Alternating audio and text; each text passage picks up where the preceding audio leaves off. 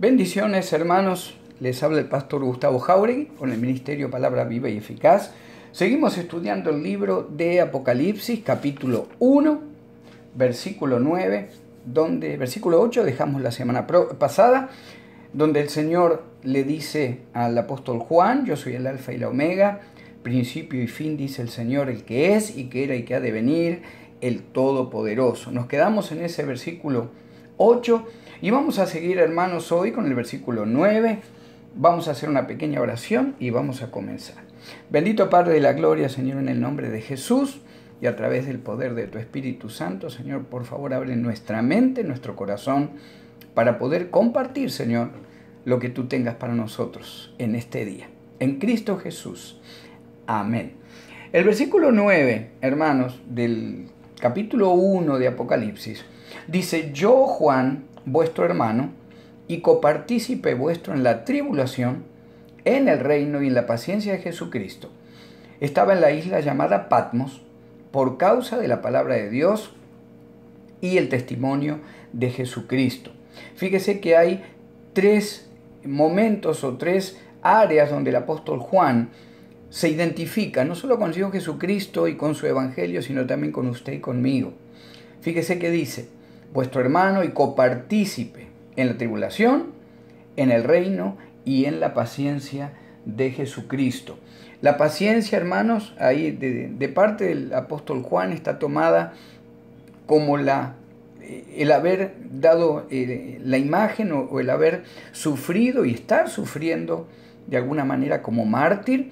Dice la tradición judía que el apóstol Juan, tiempo antes de estar o de recibir la palabra de Dios, el mensaje de Apocalipsis, estando en la isla de Patmos, fue metido en aceite hirviendo.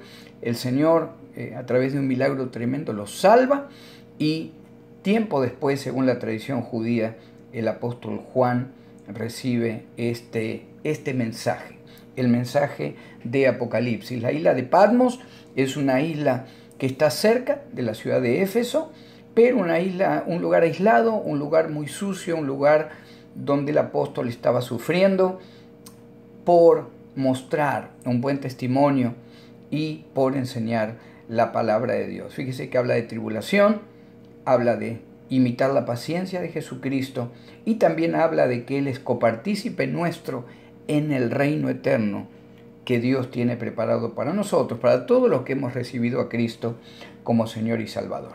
El versículo 10 dice: yo estaba en el Espíritu en el día del Señor, y oí detrás de mí una gran voz como de trompeta. Estar en el Espíritu, el apóstol Juan nos está diciendo: yo estaba en una comunión tan profunda con Dios a través del Espíritu Santo. Estaba en ese momento sintiendo y sabiendo que estaba delante de la presencia de Dios a través de Jesucristo. Y dice que era en el día del Señor. Desde el día de Pentecostés, desde el día de la resurrección de Jesucristo, se comenzó a entender que el primer día de la semana era el día en que el Señor había resucitado. El día sábado era el día que respetaba el pueblo judío, pero el Señor Jesucristo resucita el primer día de la semana, que era domingo. Por eso, históricamente, la Iglesia de Cristo, que comienza ya desde el derramamiento del Espíritu Santo en el día de Pentecostés, comenzó a reunirse como día principal de reunión los días domingo. Dice el apóstol Juan entonces: yo estaba en una comunión con el Señor muy especial en el primer día de la semana, en el día del Señor. Dice: y oí detrás de mí una gran voz como de trompeta.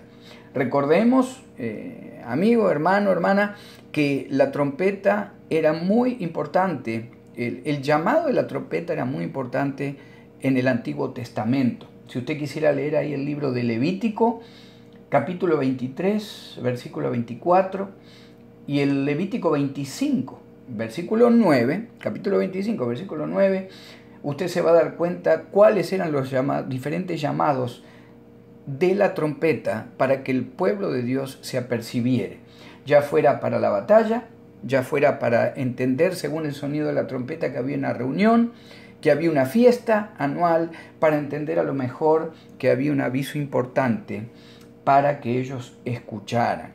Dice el apóstol Juan entonces: yo estaba en el Espíritu en el día del Señor, el primer día de la semana, y oí detrás de mí una gran voz como de trompeta. Se le alerta a Juan, el Señor a través de su voz, se le alerta a Juan que era necesario escuchar este mensaje, tal vez el mensaje más importante que un hombre ha escuchado o que un siervo de Cristo ha escuchado, como es el libro de Apocalipsis, que nos da las líneas, que nos da lo que va a suceder hasta el tiempo del fin.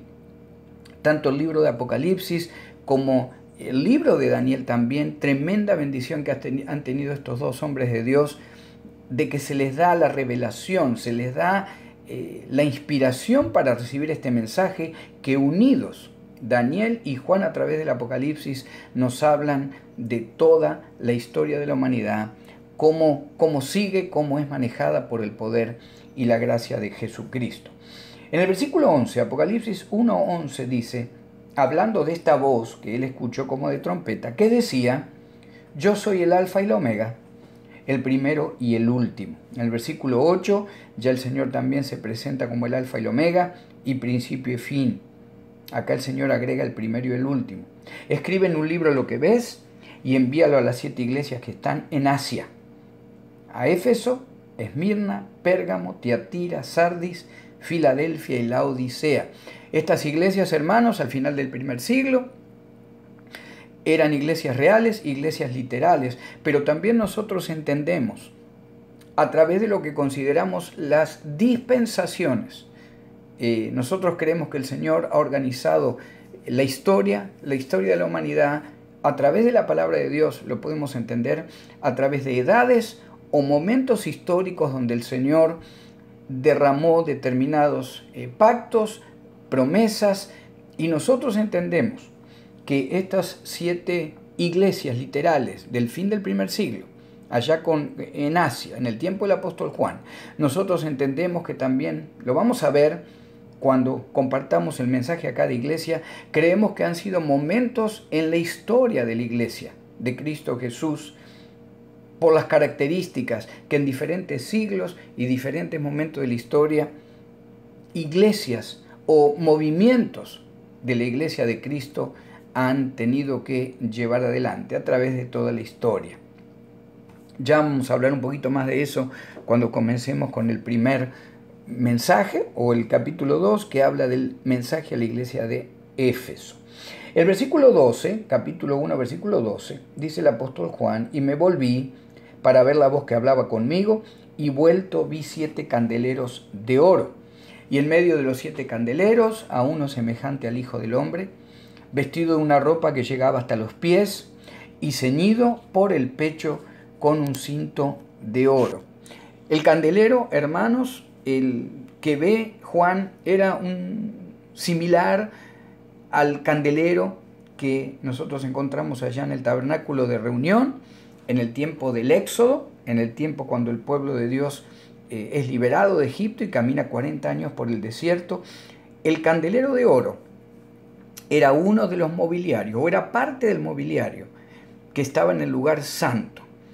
Tenía 7 pipas, 7 copas. Usted lo puede ver todavía al día de hoy en lugares donde a lo mejor vive alguna familia judía, o en símbolos judíos están esos candeleros con 7 brazos, con 7 canales, y debían mantenerse prendidos constantemente dentro del lugar santo, en el tabernáculo de reunión.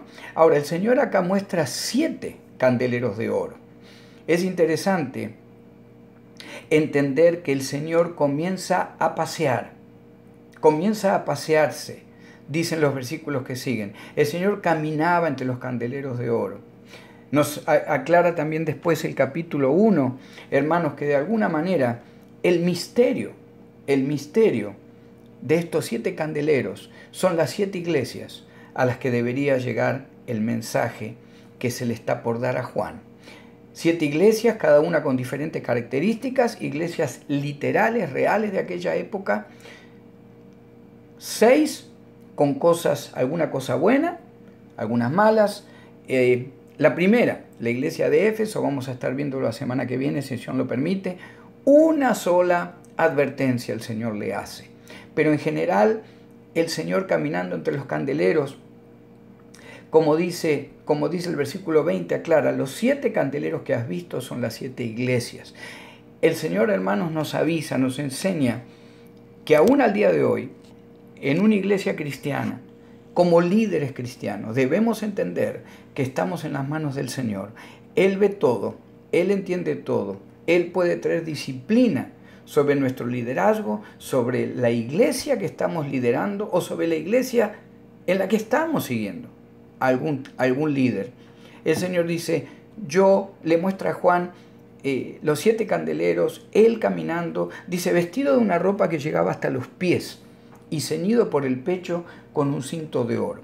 La ropa hasta los pies, hermanos, habla de total santidad. El cinto de oro habla de poder y honor para juzgar. Dice la palabra de Dios que el Padre todo el juicio lo ha dado ahora al Hijo a nivel universal.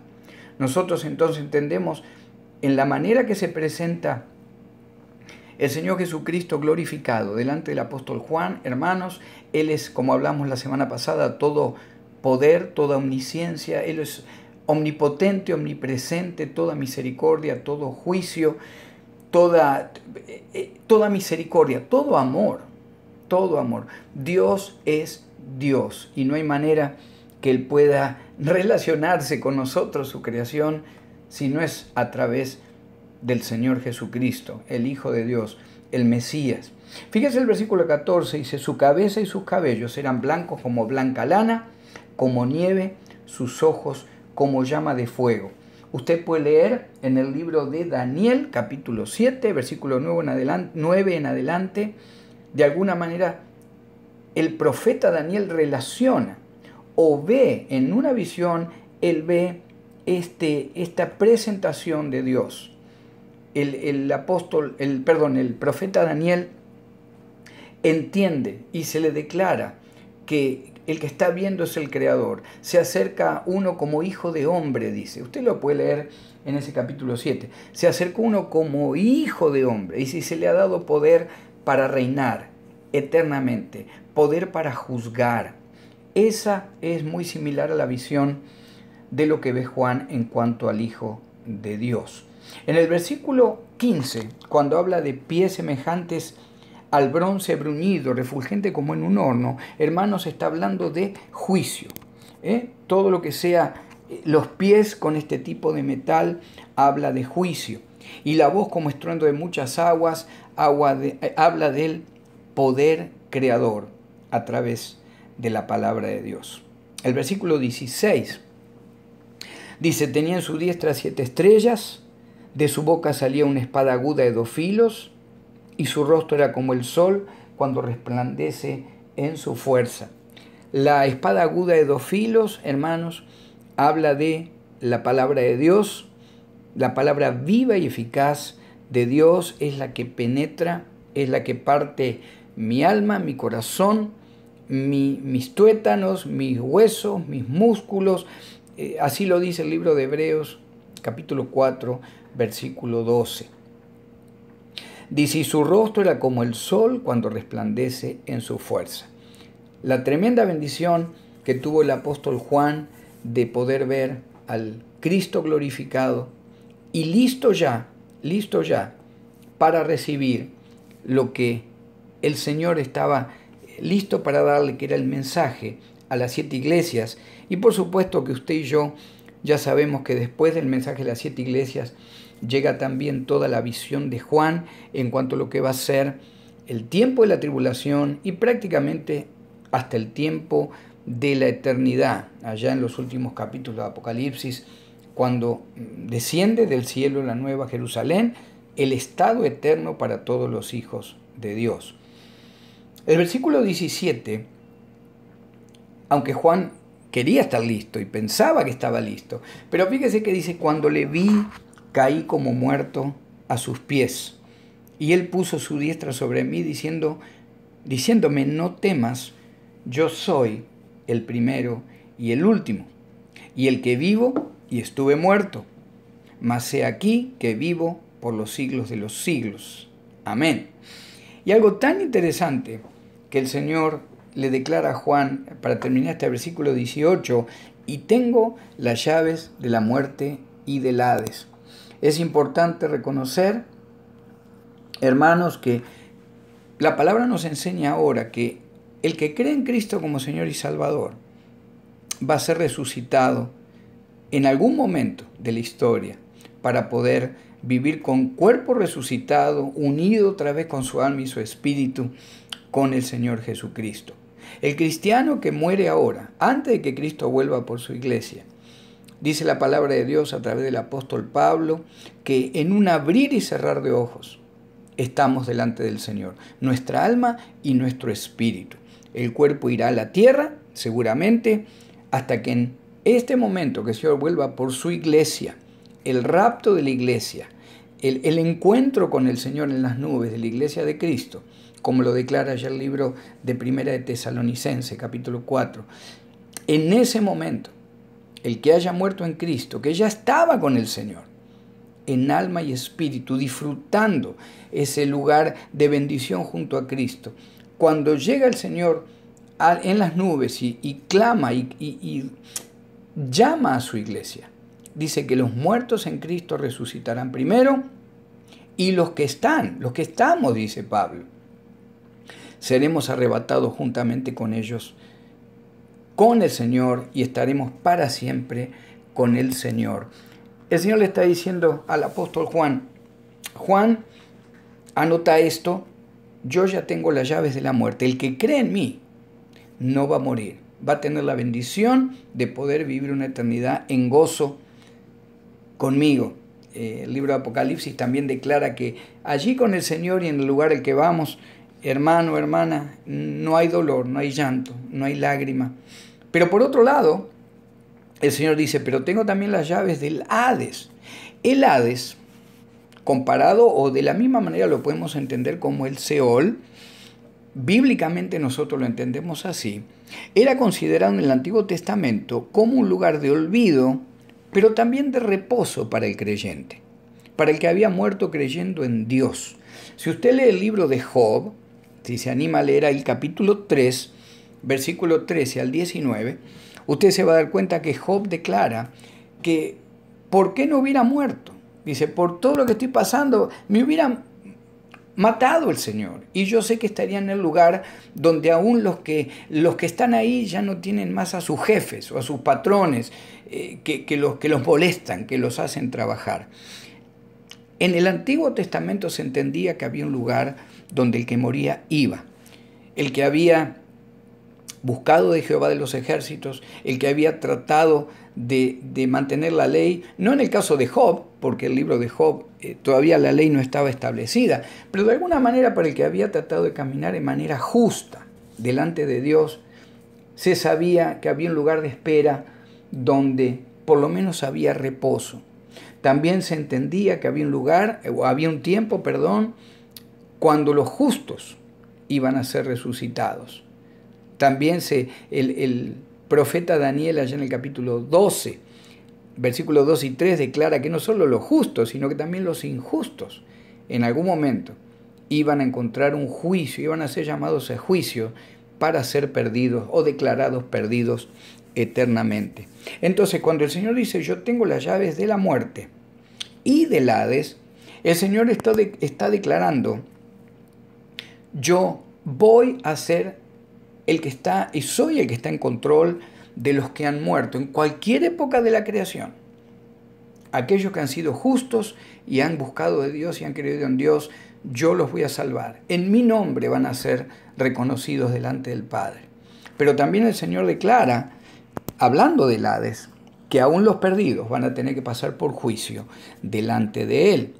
Es importante reconocer en el libro de Apocalipsis, si usted lo quiere ir leyendo, en el capítulo 20, versículo 11 al versículo 15, habla de lo que es el juicio del gran trono blanco, que es el lugar o el trono donde Cristo Jesús va a estar juzgando a todos los perdidos de todas las épocas. aquellos que están en el Hades, aquellos que van a ser perdidos en el reino milenario, aquellos que mueren como perdidos durante el tiempo de los 7 años de tribulación. Es tan interesante entender que el Señor Jesucristo le dice a Juan, Juan, entendé y que entiendan que a través de este mensaje yo soy el Creador, yo tengo el poder de la palabra, todo el juicio se me ha dado a mí. El que viva por mí en mi nombre va a vivir eternamente, pero el que ha muerto sin buscar de Dios y después del tiempo que fue fundada mi iglesia, el que muera sin reconocerme como único y suficiente Salvador, yo también tengo las llaves del Hades. El que cree en mí vivirá, el que está esperando ese tiempo de resurrección, aunque sean santos del Antiguo Testamento o perdidos del Antiguo Testamento, el Señor está diciendo, va a llegar un tiempo cuando en mi poder, en mi perfección y como hijo de Dios, yo tengo el poder para determinar quién vive y quién va a ser juzgado y echado al lago de fuego eternamente. El versículo 19 le dice al apóstol Juan, escribe las cosas que has visto y las que son y las que han de ser después de estas. Y el versículo 20, hermanos, ya para ir terminando con el capítulo 1, el Señor Jesucristo dice, el misterio de las 7 estrellas que has visto en mi diestra y de los 7 candeleros de oro. Las 7 estrellas son los ángeles de las 7 iglesias y los 7 candeleros que has visto son las 7 iglesias. Ahí la palabra ángeles, hermano, en griego es angelus, y hay veces que la palabra o el contexto habla de seres angelicales, pero en este caso también la palabra significa mensajeros. Así que en este caso el Señor le está diciendo al apóstol Juan, anotá, envía estas cartas y que tanto estas 7 iglesias como los pastores, aquellos que están trayendo el mensaje del Evangelio, que ellos entiendan que yo controlo, que yo llevo a disciplina, que yo estoy evaluando constantemente lo que están haciendo en mi nombre, cómo llevan mi Evangelio, cómo están tratando a aquellos que son parte de mi iglesia, de mi novia, de mi esposa, la iglesia de Cristo. Aquí terminamos, hermanos, el capítulo 1. Ha sido una gran bendición compartir nuevamente con ustedes. Y como lo hacemos cada día, o queremos hacerlo cada día, me gustaría compartir con aquellos que han escuchado y no tienen todavía a Cristo como Señor y Salvador. La palabra dice que aquellos que lo reciben como Señor y Salvador, que creen que ha sido levantado de los muertos por el Padre, que creen y lo confiesan a Él como único y suficiente Salvador personal, ellos son solamente declarados hijos de Dios. Te motivo, amigo, amiga, si todavía no tienes a Cristo, recíbelo como tu Señor y Salvador. La palabra de Dios y la obra de la cruz de Cristo te garantizan el perdón de pecados y la vida eterna junto a Cristo nuestro Señor. Si quisieras repetir esta oración, bendito Padre, te doy gracias por tu Hijo Jesucristo, quien murió por mí. Me declaro pecador, me arrepiento de mis pecados y te suplico, Señor Jesús, que en este momento entres en mi corazón como mi Salvador personal. Te amo, te exalto. Llévame a un lugar, Señor, donde pueda escuchar una sana doctrina y donde pueda servirte como tu siervo. Te doy gracias por la vida eterna y el perdón de pecados que recibo en este momento, en tu nombre, en el nombre de Cristo. Amén. Bendiciones, hermanos. Ha sido un gusto estar nuevamente con ustedes. Les sugiero, si usted tiene alguna pregunta o quisiera compartir o necesitar algún tipo de estudio que le podamos enviar, puede encontrarnos en la página de Facebook, Gustavo Jáuregui, Ministerio Palabra Viva y Eficaz. Nos puede ahí mandar un mensaje o llamarnos al número de teléfono. Usted lo recibe en la presentación de nuestro ministerio. No sienta pena, sea cual fuera la pregunta. Si la sabemos, la podemos contestar. Si no la sabemos, la investigamos y aprendemos también nosotros de lo que fuera o lo que es la profecía a través del libro de Apocalipsis. Que Dios les bendiga. Nos encontramos, si Dios quiere, la semana próxima. Bendiciones.